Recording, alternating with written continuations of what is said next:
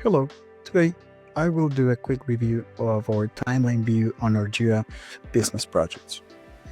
In this view, we'll see all our work items on a timeline based on the information of the start and due date and also the duration of the work items. We can see the dependencies that we have between work items, and also we can see the status category of those work items.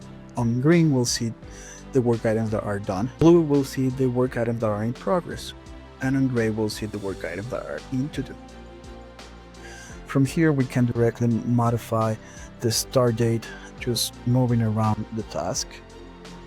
We can also move the start and due date of the task, just moving the task in the timeline so that we can start it later.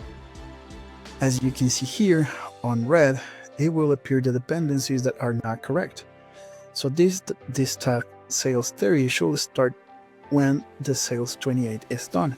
So we can readjust that directly here from the timeline. We can move it around, or either we can leave the due date as it is and just reduce the time that it will take to do the task. This is a great view for us to plan the work items that we will work on. Also, we can see this information not only by months, but we can see it by weeks or by quarters. So it will give us a better overview of the whole work item that we will work on.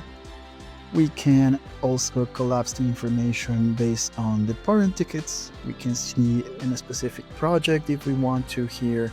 We can see the deliverables, or we can see the tasks that are beneath them.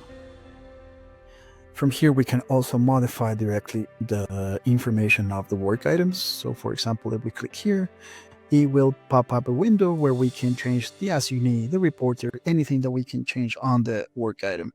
We can modify the priority, etc. Also, we have a great tool here where we can hide the done work items. So for example, the work item that it's in green on the sales to project, it will disappear if we hide them from here.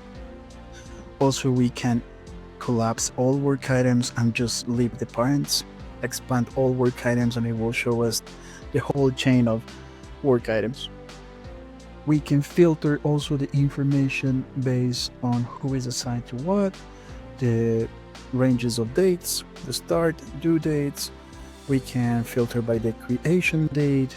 We can filter this by labels, parent tickets, the priorities, for example. So if we choose critical, we'll see how many work items are critical, and then we can adjust the bonification of these work items.